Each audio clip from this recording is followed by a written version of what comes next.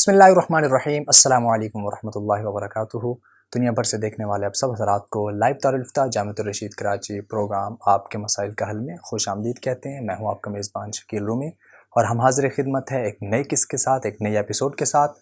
और आज आप लोगों के सवालात के जवाब देने के लिए हमें ज्वाइन किया है मुफ्ती हुसैन खलील खेल साहब ने। आप जामिअतुर रशीद के उस्ताद हदीस हैं, सीनियर मुफ्ती हैं, फ़िक़्हुल मामलात और स्पेशलाइजेशन कोर्सेज़ के सीनियर उस्ताद हैं और बैंक इस्लामी शरिया बोर्ड के मेंबर भी हैं। बहुत बहुत शुक्रिया मुफ्ती साहब, आपने कीमती वक्त हमें दिया। मोहतरम नाज़रीन, बिला ताख़ीर के चलते हैं आज के अपने सवालात के सेगमेंट की तरफ। आज का हमारा पहला सवाल नियाज़ अली साहब का है। वो पूछते हैं, क्या कर्ज़ के लिए मकान गिरवी रख सकते हैं या नहीं? बिस्मिल्लाहिर्रहमानिर्रहीम। कर्ज़ का मामला जब हो तो उस पर कोई इजाफ़ी चीज़ तो नहीं ली जा सकती, अलबत्ता उस कर्ज़ को मतलब उसकी अदायगी को यकीनी बनाने के लिए इक़दामात किया जा सकते हैं, जैसे कि कफ़ील है, श्योरिटी जिसको कहा जाता है, इस तरीक़े से गिरवी और रहन की सूरत है जो इन्होंने पूछी है, तो शरअन इसकी इजाज़त है और इसका मकसद उस कर्ज़ की अदायगी को यकीनी और आसान बनाना है। इसका मकसद कोई कर्ज़ से इजाफ़ी फ़ायदा हासिल करना नहीं है। कुरान में भी इसका जायज़ होना बताया गया है, बल्कि इसका हुक्म दिया गया है। अलबत्ता इसमें एक बात ज़रूरी है कि जो मकान है ये बतौर गिरवी ऐसा हो कि इसका इस्तेमाल ये कर्ज़ देहिंदा न करे। अगर ये इस ज़िमन में इसका इस्तेमाल भी कर लेता है तो वो फिर सूद के ज़ुमरे में आएगा, इसलिए कि वो कर्ज़ की वजह से कोई एक इजाफ़ी नफ़ा हासिल कर रहा है। लेकिन अगर इनको ये ख़दशा है कि मकान इतने वक्त के लिए अगर फ़ारिग रहेगा तो ख़राब हो सकता है, तो फिर ये रहन की बजाय इजारे का मामला करें और मकान उसकी कस्टडी में दे और वो उसमें रहे भी और किराया भी उतना अदा करे जितना कि मारूफ किराया होता है इस तरह का मकान का, कर्ज़ की वजह से उसमें कोई कमी बेशी भी ना हो। तो अगर इस तरह इजारे का मामला किया जाए तो मकान भी उसकी कस्टडी में रहेगा और साथ इजारे का मामला भी दुरुस्त होगा, मकान ज़ेर इस्तेमाल भी रहेगा, तो ये दोनों बातें हो जाएंगी। बहुत शुक्रिया मुफ्ती साहब। सैयद अबू बकर साहब यूएई से पूछते हैं, हम यहाँ दुबई में रहते हैं, हमारे जो बॉस होते हैं हम उनको अरबाब के नाम से पुकारते हैं, क्या ये ठीक है या नहीं? बाज़ उलमा से सुना है कि अरबाब बग़ैर किसी इजाफ़त के रब ताला के लिए इस्तेमाल होता है, तो क्या ये ठीक हो गया या नहीं? जी, क़दीम अरबी में कुरान और हदीस में रब का लफ्ज़ अल्लाह के अलावा के लिए भी इस्तेमाल हुआ है, लेकिन वो इजाफ़त के साथ है। मुतलक रब का लफ्ज़ किसी के लिए नहीं बोला गया है। और फिर आज के ज़माने का उर्फ़ चूँकि ज़रा हटकर है, तो उसमें खुदा और रब जो है अल्लाह ही के साथ ख़ास समझे जाते हैं, तो किसी शख्स के लिए रब का लफ्ज़ इस्तेमाल करना यह नाजायज़ है। अगरचि इससे कुफ़र का फ़तवा और इस तरह की चीज़ें तो नहीं लगाई जा सकेंगी क्योंकि इसमें तावील मुमकिन है, लेकिन चूँकि इसमें अल्लाह के एक नाम का इस्तेमाल जो उर्फ़ आम में अल्लाह ही का नाम समझा जाता है, उसका इस्तेमाल गैरुल्लाह के लिए आता है, तो किसी को सिर्फ़ बग़ैर इजाफ़त के रब कहना कि यह मेरा रब है, ये रब के लफ्ज़ से उसको मुखातब करना, तो इसकी इजाज़त नहीं है, इससे बचना लाजिम है। बहुत शुक्रिया मुफ्ती साहब। सादिक साहब कराची से पूछते हैं, मैं वेब डेवलपर हूँ, मेरे पास मुख्तलिफ़ क्लाइंट्स आते हैं जो अपने कारोबार की वेबसाइट बनवाने के लिए मेरी सर्विसेज हासिल करते हैं।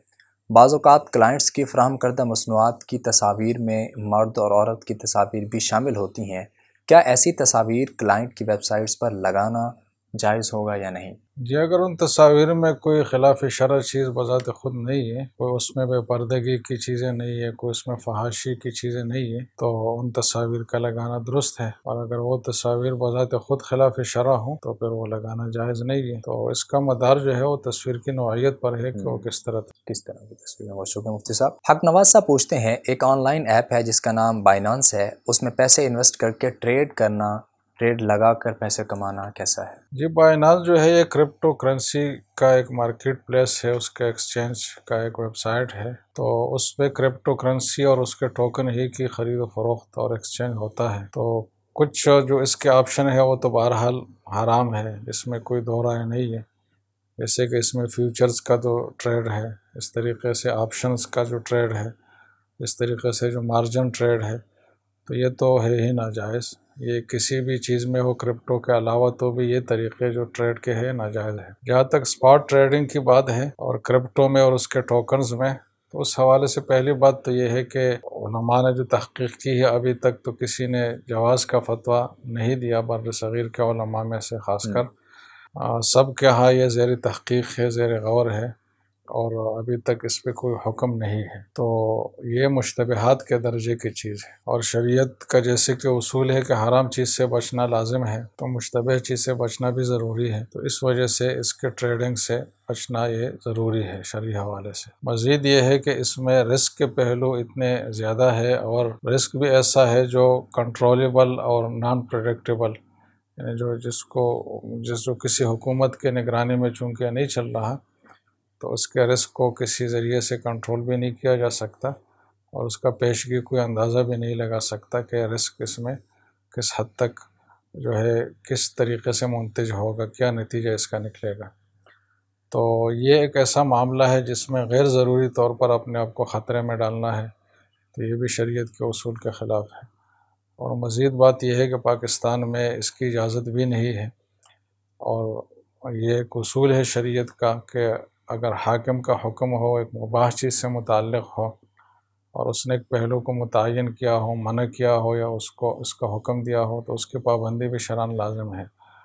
تو ان تینوں حوالوں سے یہ بات کہی جا سکتی ہے، اور ہماری طرف سے یہی بات کہی جاتی ہے کہ اس میں ٹریڈنگ نہ کی جائے، کرپٹوز کی جتنی بھی قسمیں ہیں اس سے اجتناب کیا جائے۔ انشاءاللہ اسی میں بہتری ہے، دین کے حوالے سے بھی اور دنیا کے حوالے سے۔ بہت شکریہ مفتی صاحب۔ جنت ہاشمی صاحبہ پوچھتی ہیں، اگر کوئی لڑکی شادی نہ کرنا چاہے تو کیا اسے بھی گناہ ہوگا؟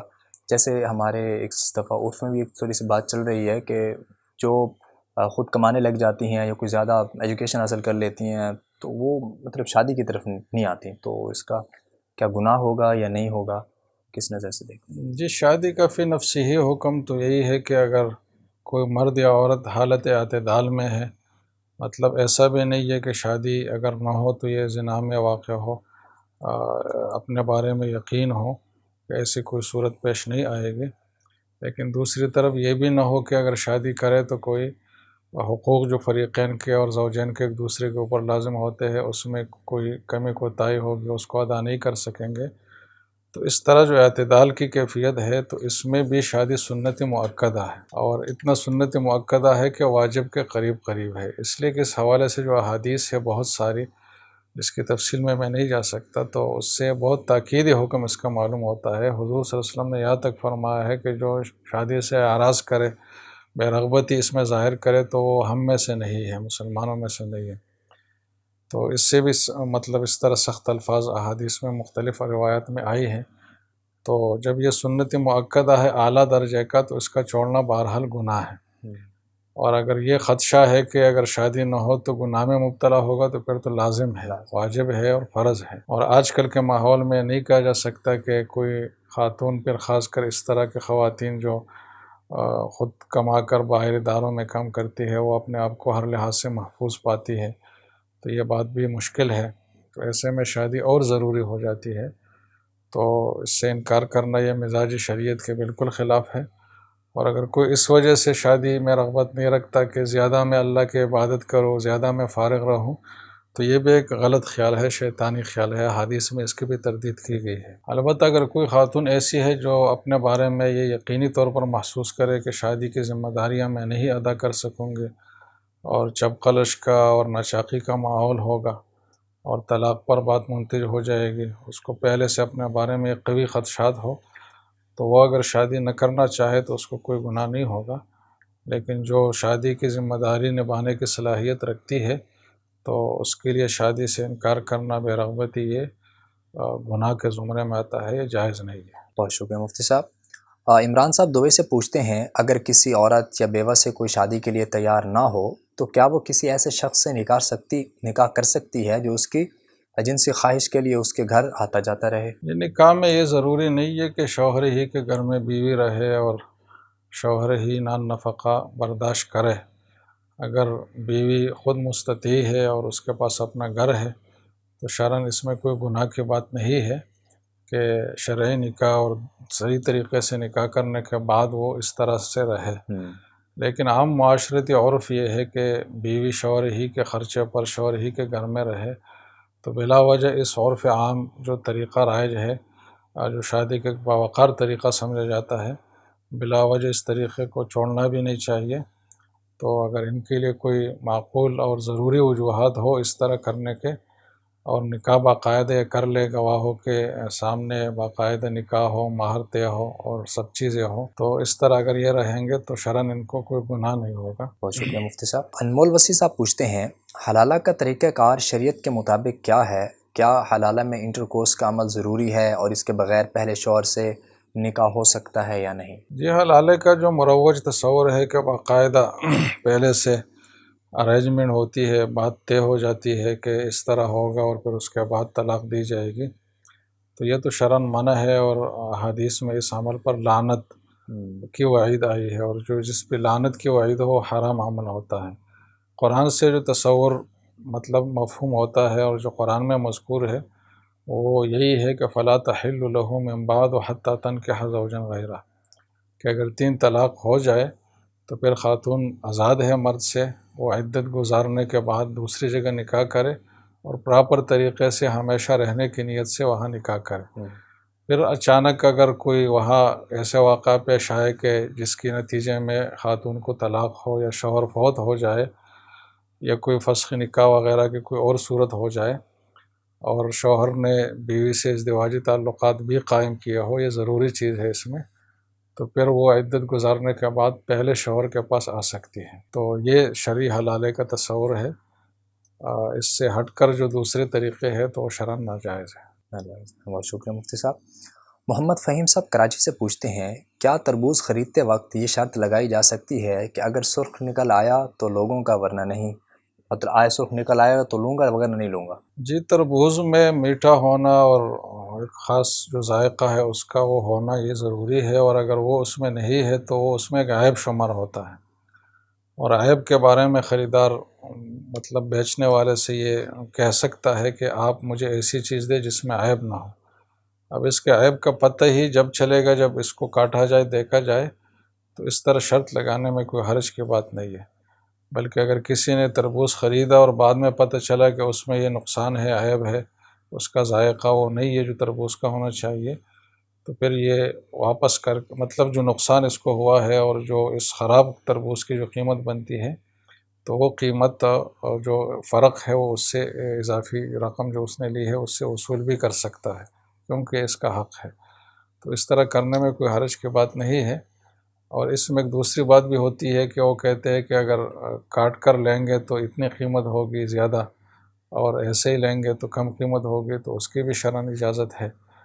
تو چونکہ یہ عیب کے ازالے کے لیے ساری چیزیں ہو رہی ہے، کوئی اضافی شرائط نہیں ہے، تو یہ خریدار کا حق ہے کہ اگر وہ ایسا کہتا ہے اور طلب کرتا ہے تو بیچنے والا اس طرح کر سکتا ہے۔ بہت شکریہ مفتی صاحب۔ امین صاحب دبئی سے پوچھتے ہیں کیا صحابہ کرام رضی اللہ عنہم میں کوئی ایسے صحابی بھی تھے جنہوں نے داڑھی منڈوائی یا کٹوائی ہو؟ کٹوانا اس حد تک تو ثابت ہے کہ ایک مجھ سے زائد جو مقدار ہو تو اس کو کٹوایا جائے۔ حضرت ابن عمر سے، حضرت ابو ہریرہ سے اور بہت سارے صحابہ سے ثابت ہے، اور داڑھی کے مسنون طریقے میں یہ بھی شامل ہے کہ ایک مشت سے جو زائد مقدار ہے اس کو کاٹ لیا جائے، لیکن ایک مشت سے کم جو داڑھی کا کاٹنا ہے یا بالکل ہی منڈانا ہے تو کسی صحابی سے ثابت نہیں ہے، یہ گناہ کبیرہ ہے، ناجائز ہے، اور تمام فقہاء اس پر متفق ہے۔